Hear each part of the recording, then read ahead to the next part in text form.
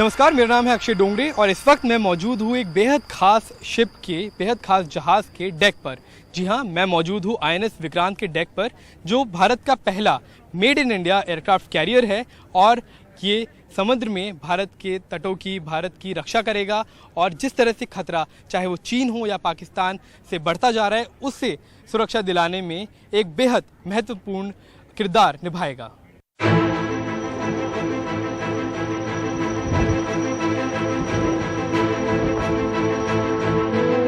ऐसे वक्त जब भारत की समुद्री सीमाओं के ऊपर इतने सारे खतरे मंडरा रहे हैं जितने इससे पहले कभी नहीं थे, उस वक्त ये जहाज एक ललकार है, एक ऐसा मंच जो हिंद महासागर क्षेत्र में भारतीय हितों की डट कर सुरक्षा करेगा। यही नहीं, ये भारत में बना सबसे बड़ा, सबसे प्रगतिशील सतही युद्धपोत है। अपने परीक्षण पूरे हो जाने के बाद विक्रांत एक संशोधित हवाई अड्डा बन जाएगा, जो यहाँ और कई 100 किलोमीटर दूर तक उड़ान प्रतिबंधित क्षेत्र लागू करने में सक्षम होगा।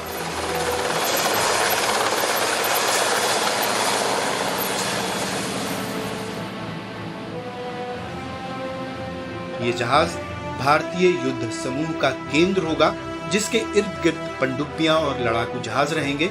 पहली बार भारत के पास इतना भारी समुद्री बल है।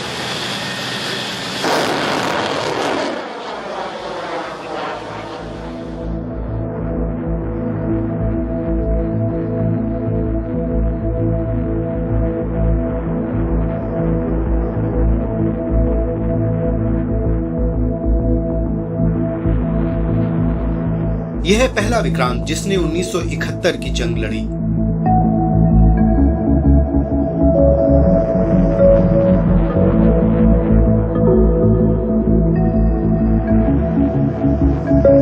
इसके लड़ाकू फ्रांस में बने अलीजे और ब्रिटेन के सी हॉक्स थे।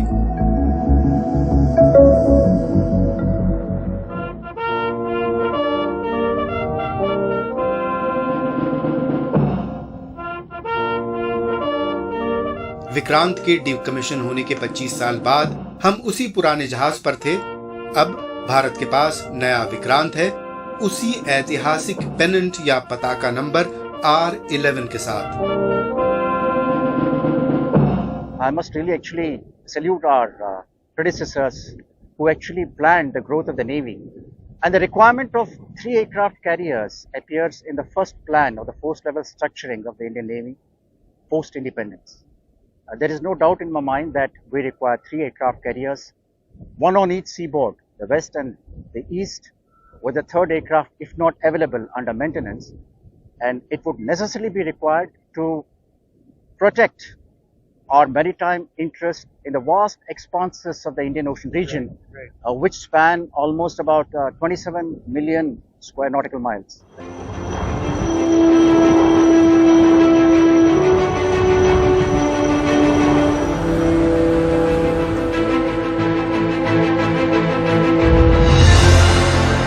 ये विक्रांत का अग्रणी लड़ाका है MiG-29K फाइटर जेट।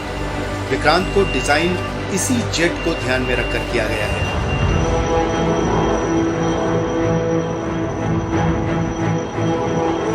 भारत ने रूस से 2004 और 2010 के बीच कुल 45 MiG-29Ks खरीदे।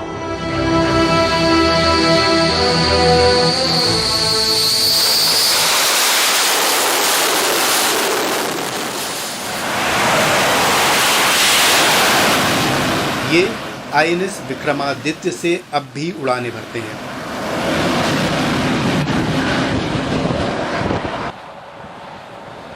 आईएनएस विक्रमादित्य भारत का दूसरा विमान वाहक जहाज है जो फिलहाल सेवा में है।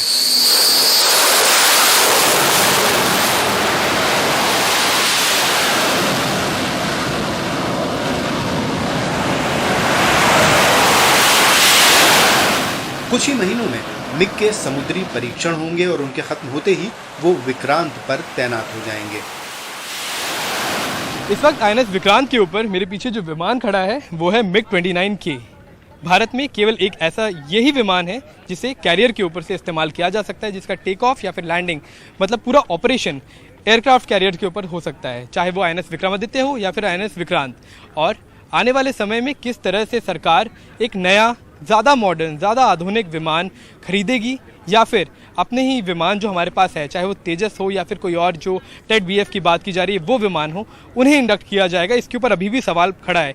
लेकिन चाहे वो राफेल एम हो या फिर अमेरिका का F-18 सुपर हॉर्नेट, इन दोनों में से भी अगर कोई विमान आता है तो उससे एयरक्राफ्ट कैरियर्स की क्षमता काफ़ी ज़्यादा बढ़ जाएगी।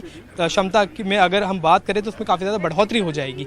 और लेकिन तब वो बात की बात है, वो भविष्य की बात है। इस वक्त अगर या फिर आईएनएस विक्रांत की बात की जाए या फिर आईएनएस विक्रमादित्य की, केवल MiG-29 ही इस वक्त हमारा हथियार है, जितने भी एयरक्राफ्ट कैरियर है उनका। और सुरक्षा के लिए भी हमें MiG-29K के ऊपर ही निर्भर रहना पड़ेगा। We are extremely excited and we are looking forward to it. यह है विक्रांत के कैप्टन एयर, जो विमान वाहक से उड़ान भरने वाले सभी हेलीकॉप्टरों और विमानों के प्रभारी हैं। I am the head of the air department of the ship, so I look at all the organization on board the ship and the whole entire air department, including the squadron. So the MiG-29K lands on board the ship. The first thing is that the aircraft is very, very specifically designed.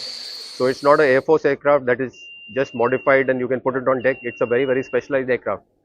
The ship is moving, there are dynamics involved with that. The precision required is extremely high.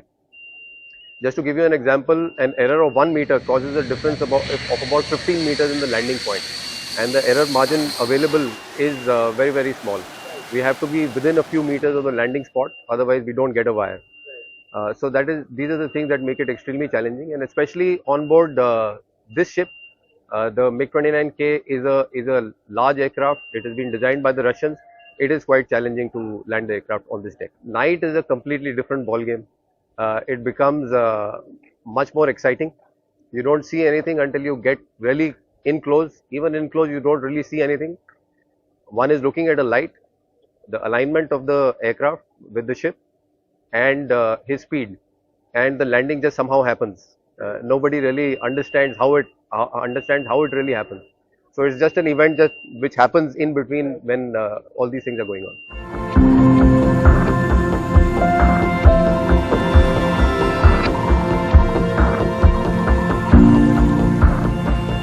Vikrant एक तैरता शहर है। इसमें 1500 नाविक और अफसर हैं जो इसके अलग अलग काम करते हैं।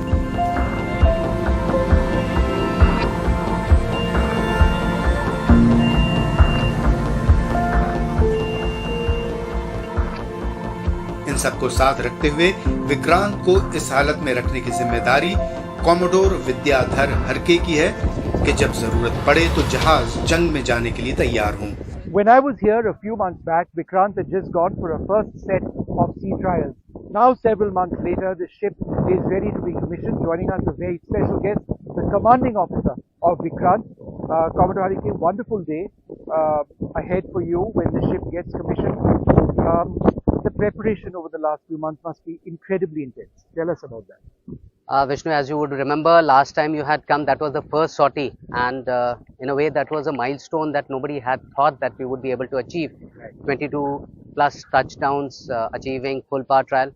From then we have come a long way. We have put through paces all the machinery to the extremes.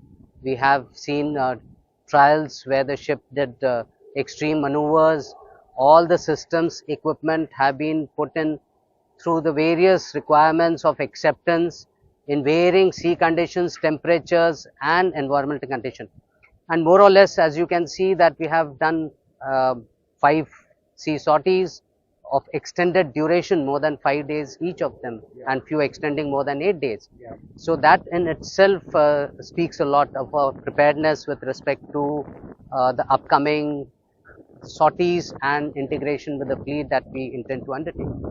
And so let's talk a little bit about that. Of course, the red letter day will be when the first MiG-29 lands strapped on board Vikrant. But that process, there's a build-up to that process, and a lot of that has nothing to do with the aircraft. It's the ship, it's the various systems, and the teams that operate all of those systems. Absolutely. So is there a lot of training and ahead of that event? Indeed, as you said, it's one step at a time. So while I said that the systems are in place, trials are in progress. These trials have to be juxtaposed with the aircrafts, helicopters in varying conditions of weather, day, night, wind speed on the deck, how many aircrafts at the same time that we can operate. At present, the wind envelopes are restricted, bare minimum. That will be expanded. So there's a paces that we go through. While that is happening concurrently, the ship's crew would be put through various training programs. External audits will be undertaken. We would go through written exams. We would go through drills, which would enable us to take in eventualities that may happen. Nothing would happen, I'm sure. But nonetheless, we have to be prepared. So this would be the build-up for the ultimate acid test of taking aircraft on deck. जहाज बनाने का पहला कदम यानी इस्पात काटने का काम विक्रांत के लिए 2005 में हुआ। युद्ध स्तर का इस्पात भारतीय इस्पात प्राधिकरण ने तैयार किया। जहाज का ढांचा 2009 में बना। अगस्त 2013 को जहाज पानी में उतरा।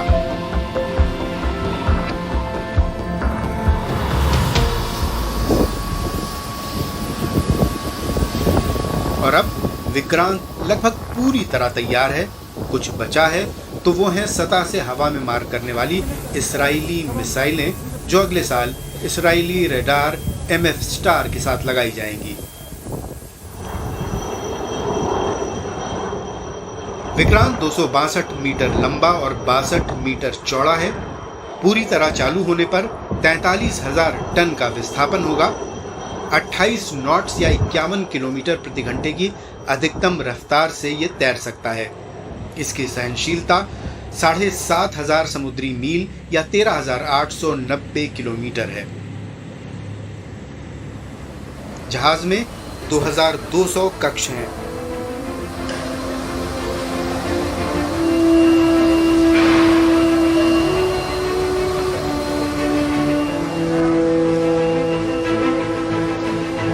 जहाज से 30 विमान उड़ सकते हैं। इनमें MiG-29 के लड़ाकू jet, Kamov 31, MH-60R multi role helicopter शामिल हैं।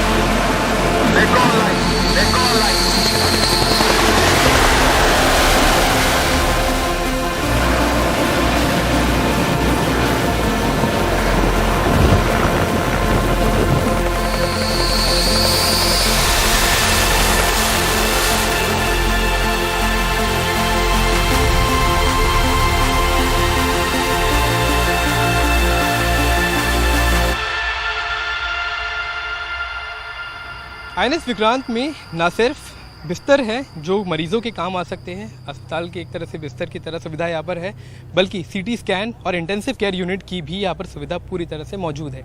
क्योंकि अगर हम बात कर रहे हैं आईएनएस विक्रांत के एक तैरते हुए शहर होने की, तो एक शहर में अस्पताल की ज़रूरत तो पड़ती ही है।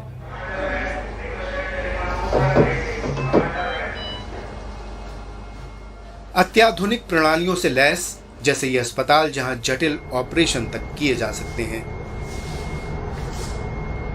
यहां सीटी स्कैनर, एक्सरे मशीनें, आइसोलेशन वार्ड और टेलीमेडिसिन जैसी सुविधाएं हैं।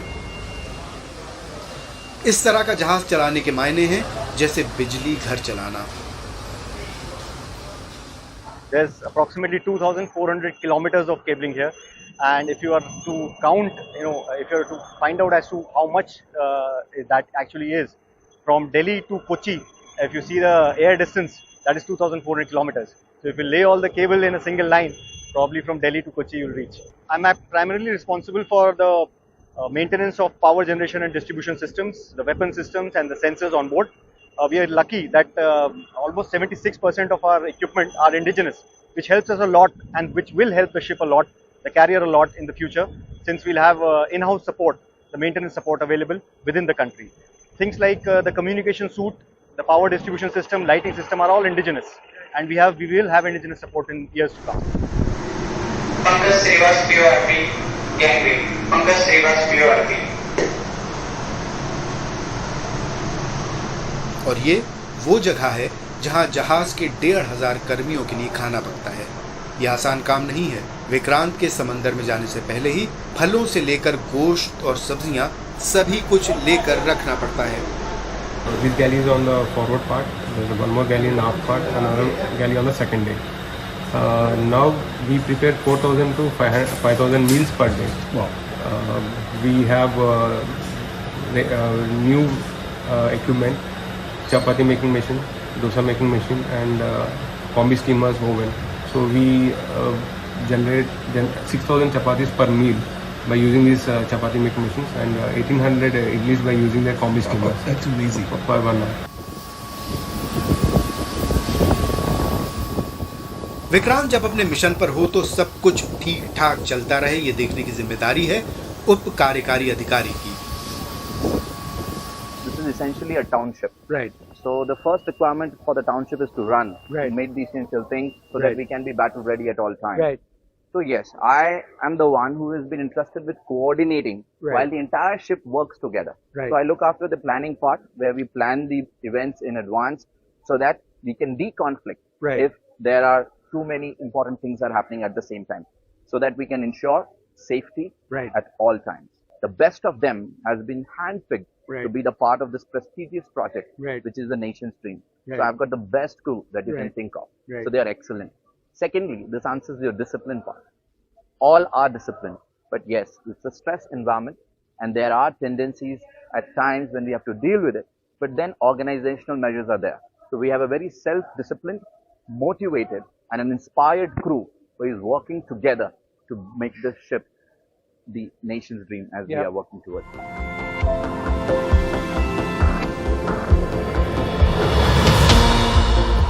विक्रांत के निर्माण से करीब 15,000 लोगों को रोजगार मिला है।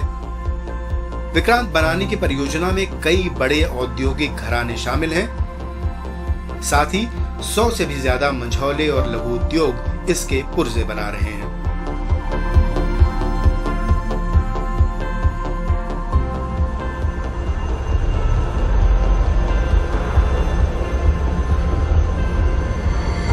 विक्रांत बनाने का काम कोचीन शिपयार्ड में अंजाम पाया। इस परियोजना में लगने वाला लगभग 76% सामान भारत में निर्मित है। Vikrant is a true manifestation of India's quest for Atmanirbhar Bharat and the Make in India initiative. The total cost of the ship is almost about 19,500 crores, of which almost about 76% by way of equipment and services is entirely indigenous. Vikrant के नौसैनिक अपनी तैनाती के लिए तैयार हैं, एक ऐसे वक्त जब भारत को चीन की नौसेना से खतरा बढ़ रहा है।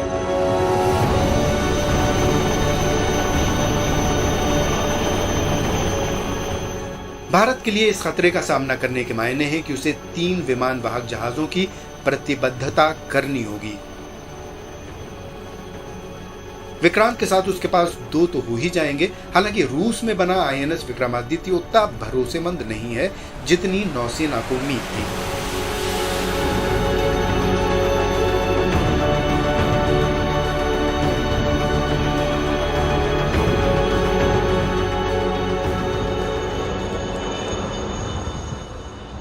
चीन के विमान वाहक विकास कार्यक्रम में तेजी आई है और भारत को भी विक्रांत बनाने के तजुर्बे से सीख लेकर और बड़े विमान वाहक बनाने चाहिए ताकि हिंद महासागर में उसके हितों को खतरा न पहुंचे।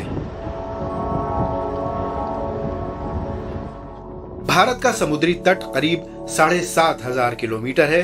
20 लाख वर्ग किलोमीटर का विशिष्ट आर्थिक क्षेत्र है। द्वीप क्षेत्रों के अतिरिक्त 97% से ज्यादा हमारा राष्ट्रीय व्यापार समुद्री मार्ग से होता है। भारत का आर्थिक विकास इन व्यापार मार्गों को खुला रखने पर निर्भर है।